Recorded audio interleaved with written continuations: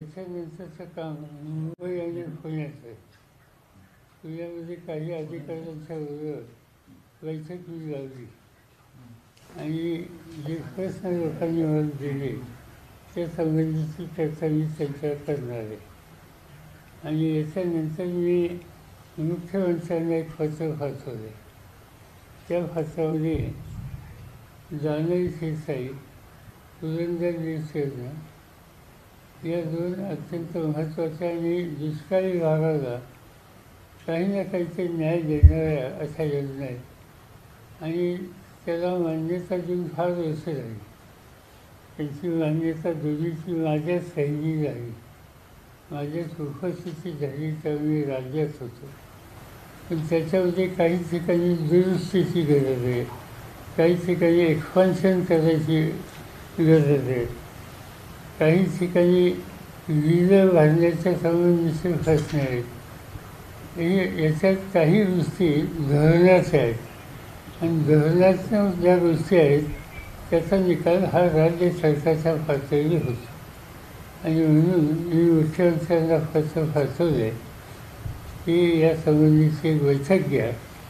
त्या पत्राची प्रत दोन्ही उपमुख्यमंत्र्यांना पाठवली आणि मुख्यमंत्री ठरवतील त्या दिवशी त्यांच्या अधिकाऱ्यांच्या सह ही बैठक मुंबईला लावावी अशी माझी विनंती आहे.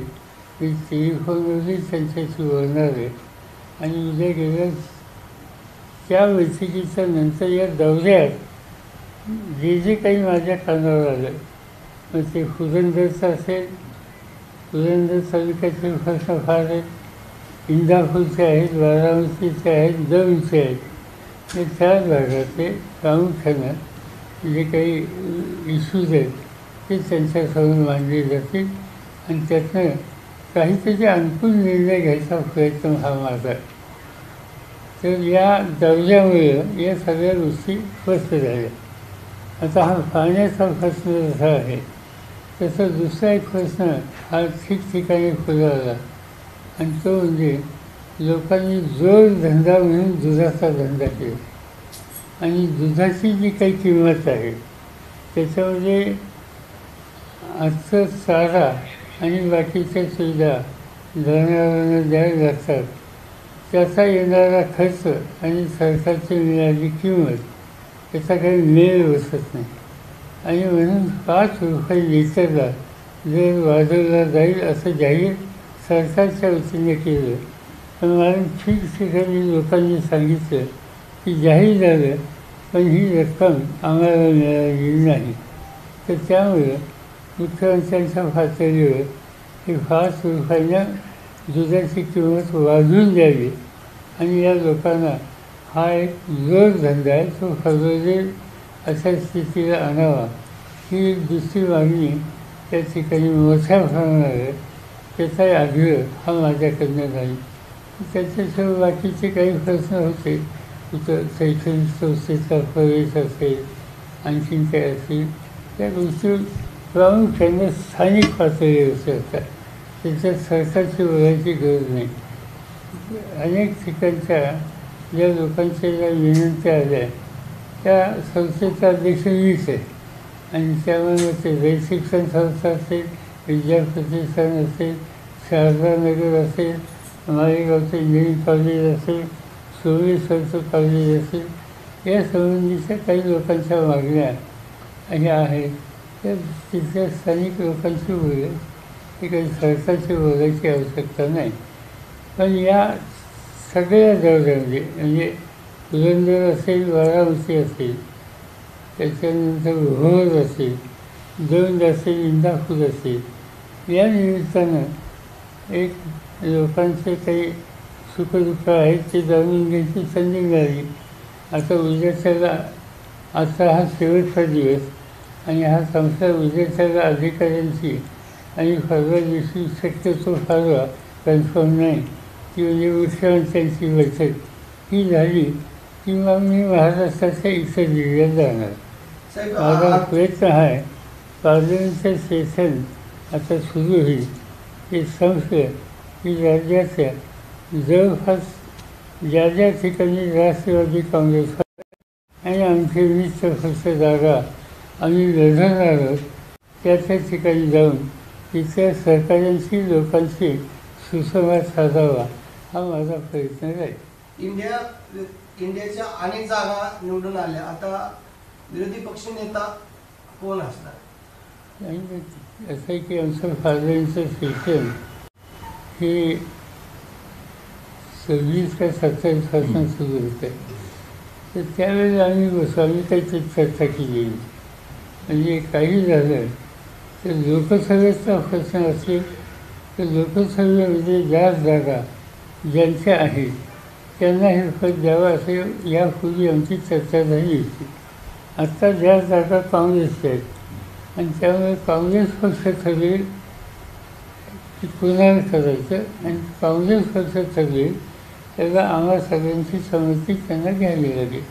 पण आम्ही तत्वच एकदा मान्य केलं की ज्यांच्या ज्या जागा त्यांना हे पद, त्यामुळे हा काँग्रेसचा विचार आहे.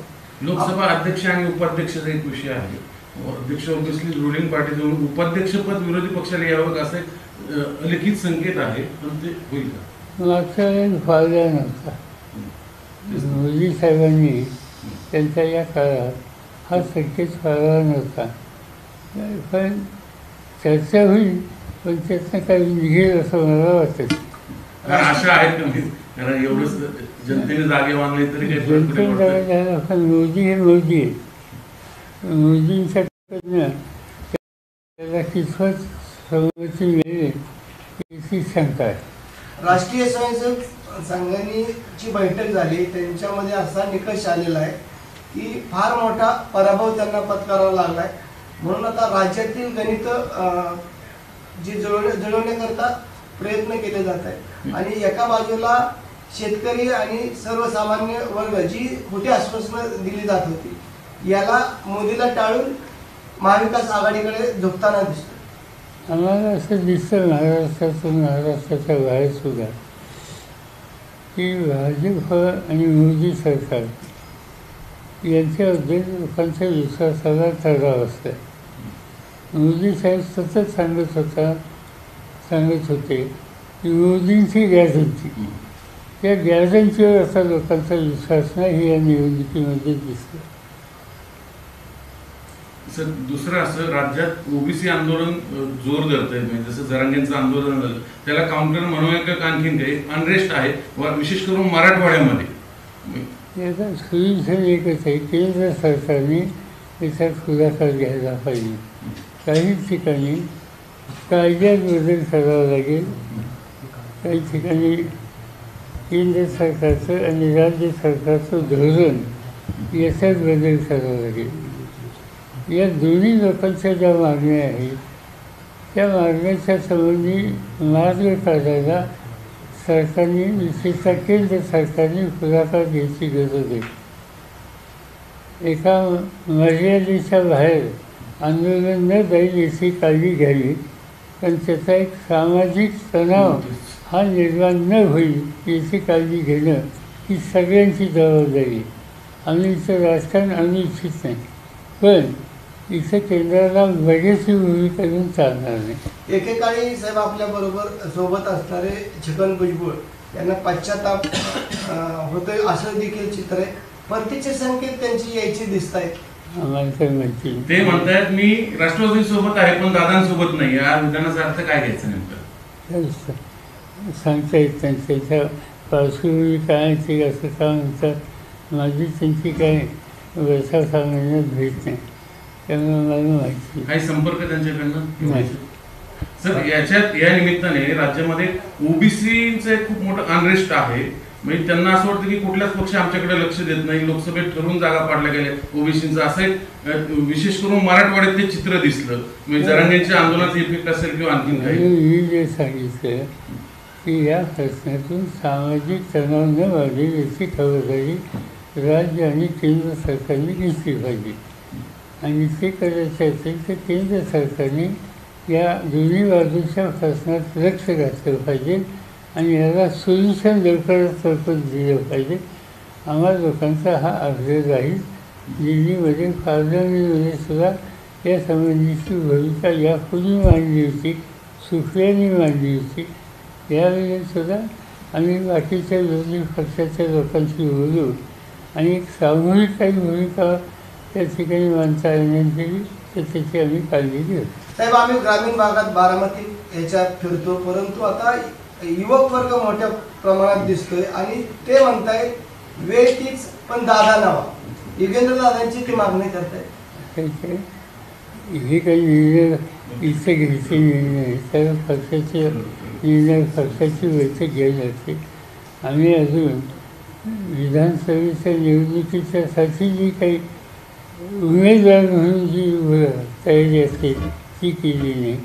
आता आमची निवडणूक लढवण्याची तयारी त्या कामात आम्ही आता लक्ष घातलेले. बाकीचे प्रश्न नंतर. साहेब, लोकसभेला तुम्ही चांगले जागा आल्या महाविकास आघाडीला, चांगल्या महाराष्ट्र एक नवीन चित्र मिळालं. काय अशा गोष्टी होत्या की जेणेकरून या अचानक जागा वाढल्या? नाही, साधी गोष्ट मोदींच्यावर विश्वास आलेला नाही. मोदींची गॅरंटी खोटी निघाली. सरळ हे याचं कारण आहे. ज्या काही त्यांनी आश्वासने दिली होती ती गेल्या 15 वर्षात पाळली नाही या निष्कर्षाची लोक आले आणि लोकांना बदल हवा आहे. सर, जरांगे म्हणतात की मला ओबीसी मधनच मराठा समाजाला आरक्षण पाहिजे. Is it possible? तुम्ही जरांगेंना भेटायला गेला होता आंदोलन काळात, आता तुम्ही हाकेलला भेटायला जाणार आहात, कारण काही डिमांड होते की त्यावेळेस तुम्ही जाता, सरकार मराठा समाजाला पायगड्या टाकतं, विरोधक राजकारणी सगळे, मग ओबीसीकडे काय दुर्लक्ष केलं जातं? असं आहे की जरांगेचा एक कोणता प्रश्न सुचला, एखादा प्रश्न सुचला त्यांचा नाही, तेच मागणी त्यांची. तेच ना, म्हणजे दोघांचेही प्रश्न सुचले नाही. म्हणून मी जे मागाशी म्हणलं की याच्यात केंद्र सरकारने पुढाकार घेऊन सामाजिक ऐक्य कसं जाईल, तणाव कसा राहणार नाही त्या दृष्टीने पावलं टाकावी. आपण पुढाकार घ्यायला का त्यात? असं की केंद्र सरकारचा अधिकार आहे. सामाजिक तणाव निवडण्यासाठी घटनात्मक दुरुस्तीचा विषय तिथं आहे. एकदा त्यांनी काय करतात ते बघूया. त्यांनी पॉझिटिव्ह पावलं टाकली तर मगाशी सांगितलं आम्ही राजकारण आणणार नाही. सामाजिक तणाव कमी करायला आमचं सहकार्य जाईल. पण त्यांनी काहीच केलं नाही. तर सगळ्या राजकीय पक्षाला एकत्र करून एकत्र निर्णय घेऊ आणि पुढचं धरून बारामती तालुक्याचा दौरा करताय. कालचा 3रा दिवस आहे बारामती तालुक्याच्या दौऱ्यात. ज्या ठिकाणी तुम्ही जाताय त्यावेळेस लोक तुम्हाला कामं सांगतायत. तुम्ही लोकांना असं सांगताय की 3 महिन्यात सरकारने नाही केलं तर आपलं सरकार येईल, त्यावेळेस आपण कसं आणायचं, जर कसं काम कसं होत नाही तेच बघूयात. कसं चित्र बघता तुम्ही महाराष्ट्राच्या आगामी 3 महिन्यात? या निवडणुकीत काही महाराष्ट्रात 48 जागा होत्या लोकसभेच्या. 48 मध्ये आम्ही 3 पक्ष एकत्र आलो. 48 मध्ये आम्ही 31 जागा जिंकल्या. याचा अर्थ काय? याचा अर्थ लोकांचा चेंज यातनं स्पष्ट होतो. हे जे लोकसभेत जे दिसलं तशीच काळजी आम्ही घेतली तर पुढे येऊ शकेल. लोकसभेची निवडणूक झाली आणि आम्ही 30-31 जागा जिंकल्या. तुम्ही विधानसभेचे जे मतदारसंघ बघितले ते 155 मतदारसंघामध्ये आम्हा लोकांचा विजय झालेला आहे. 288ची विधानसभा त्याचे 155 लोक मतदारसंघात विरोधकांना बहुमत मिळतं. याचा अर्थ उद्या त्याला विधानसभेत लोकांचा मूळ काय हा स्पष्ट होतो. त्या दृष्टीनं पावले टाकणं आमची जबाबदारी. राज्यामध्ये हिट अँड रनच्या प्रकार वाढत चाललेले आहेत. पोलिसांचं त्याच्यावर लक्ष नाही असं दिसतंय आणि 3 दिवसाला हा प्रकार उघडकीस येतो. हे की सध्या 2 गोष्टी सारख्या दिसतात. एक व्यक्तिगत हल्ले आणि दुसरं ॲक्सिडेंट. या ॲक्सिडेंटची सुद्धा संख्या फार वाढलेली रोज बघायला मिळते. आणि याचा अर्थ राज्य सरकार कायदा आणि सुरक्षता राखण्याच्यासाठी आणि इतर जे ॲक्सिडेंट्स होतात त्या संदर्भातही जे एक नियंत्रण ट्रॅफिकवर स्पीडवर वगैरे हवं आहे त्या सगळ्या गोष्टीच्यामध्ये दुर्लक्षित केलेले त्याची किंमत दुर्दैवाने जाईल. शक्तीपीठ हायवेला जो प्रकल्प आहे त्याला प्रचंड कोल्हापुरात काल मोर्चा दिसतंय. मी काही त्याच्या खोलात गेलो नाही, पण त्याला विरोध करणारे लोक आहेत ते उगीच विरोध करणार नाहीत. त्याला काही कारणं असतील त्याच्या खोलात जाऊन या रस्त्याचा आग्रह सरकारचा का आहे तो त्यांनी सगळ्यांना समजून सांगा.